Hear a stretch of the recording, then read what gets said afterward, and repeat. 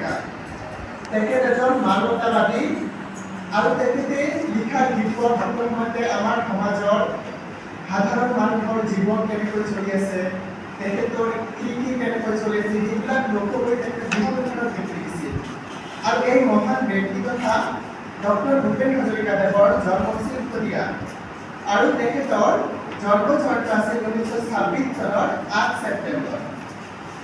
আমাৰ এজন শ্ৰদ্ধাৰ ছাৰে কৈছিল মতে ছাৰজনে কৈ গৈছে যে তেখেত কেৱল এগৰাকী শিল্পীয়ে নহয়, তেখেত এগৰাকী সুৰকাৰ, নাট্যকাৰ, সংগীত আৰু চলচ্চিত্ৰৰ পৰিচালক আছিল। এই বহুমুখী প্ৰতিভাৰ মহান ব্যক্তিগৰাকী কণ্ঠস্বৰ কেৱল মাত্ৰ আমাৰ এই অসম তথা ভাৰতবৰ্ষতেই নহয়, দেশৰ বহু বিভিন্ন ঠাইতে তেওঁৰ কণ্ঠস্বৰ চিনাকি আছিল।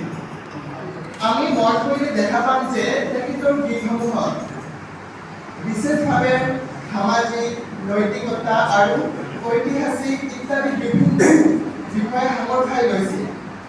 ইয়াৰ পৰা আমি ক'ব পাৰি যে তেখেতৰ জীৱনৰ মূল উদ্দেশ্যই আছিল মানৱতাবাদ।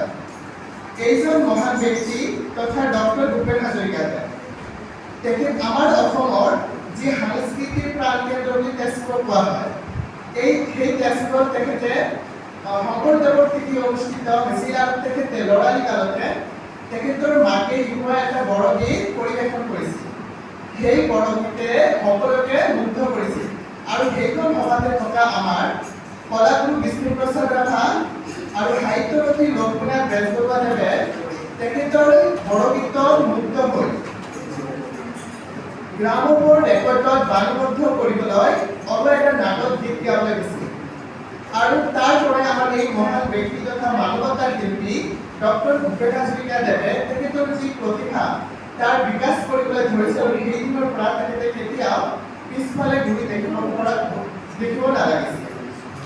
মহান ব্যক্তি তথা ডক্টৰ ভূপেন হাজৰিকাদেৱৰ সৃষ্টিৰাজিৰ মাজত আমি সকলো সময়তে এখন সামাজিক চিত্ৰ ফুটি উঠা দেখিব পাওঁ। এই ব্যক্তিজনে সকলো সময়তে সমাজক লৈ লিখিছিল, যেনে সামাজিক বৈষম্য, সাংস্কৃতিক আদিৰ ওপৰত। তেখেতৰ গীতসমূহে সামাজিক বৈষম্য, সাংস্কৃতিক ঐতিহ্য আদিৰ ওপৰত নিৰ্ভৰ কৰি থাকে। তেখেতে ইয়াৰ ওপৰত লিখিছিল যে আমাৰ এজন শ্ৰদ্ধাৰ ছাৰে কৈছিল হিষ্ট্ৰী ডিপাৰ্টমেণ্টৰ যে মানুহে মানুহৰ বাবে। এই বিষয়ে তেখেতৰ বেছিভাৱে প্ৰচলিত হৈছে আৰু বৰ্তমান সময়ত আমাৰ যি মানৱতা অৱক্ষয় ঘটিছে, নৈতিকতা, অন্যায়, অবিচাৰৰ বিৰুদ্ধে তেখেত সকলো সময়তে প্ৰদত্ত আহ্বান কৰিছে। আৰু সেই সময়তে তেখেতে আমাৰ অসমৰ যি সভ্যতাৰ মূল গৌৰৱ ব্ৰহ্মপুত্ৰক লৈ তেখেতে এখন গান লিখিছিল। গানখন আমাৰ সমাজৰ যেতিয়া দেখিছিল যে নৈতিকতা স্থলত মানৱতাৰ অৱতৰণ হ'ল, তেতিয়া তেখেতে ব্ৰহ্মপুত্ৰক প্ৰশ্ন কৰি লিখিছিল যে নৈতিকতা नस्ते हुई मारे बला नस्ते हुई निर्लज्ज भाव से बहती होती।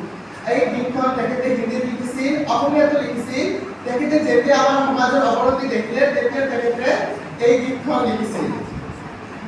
মহান ব্যক্তি তথা ডক্টৰ ভূপেন হাজৰিকাদেৱৰ সৃষ্টিৰ বিশালতা ইমানেই বিশাল আছিল যে আমি সাধাৰণতে তেখেতৰ সেই বিশালতা আলোচনা কৰাটো সহজ আছিল নহয়। তথাপিও সেই মহান ব্যক্তি তথা ডক্টৰ ভূপেন হাজৰিকাদেৱৰ বিশাল সৃষ্টি কৰা তথা মানুহৰ জয়গান হোৱাৰ মহান আত্মাক শ্ৰদ্ধা জনাইছোঁ আৰু তেখেতৰ বিষয়ে অলপ কৰাৰ চেষ্টা কৰিছোঁ। ধন্যবাদ, থেংক ইউ।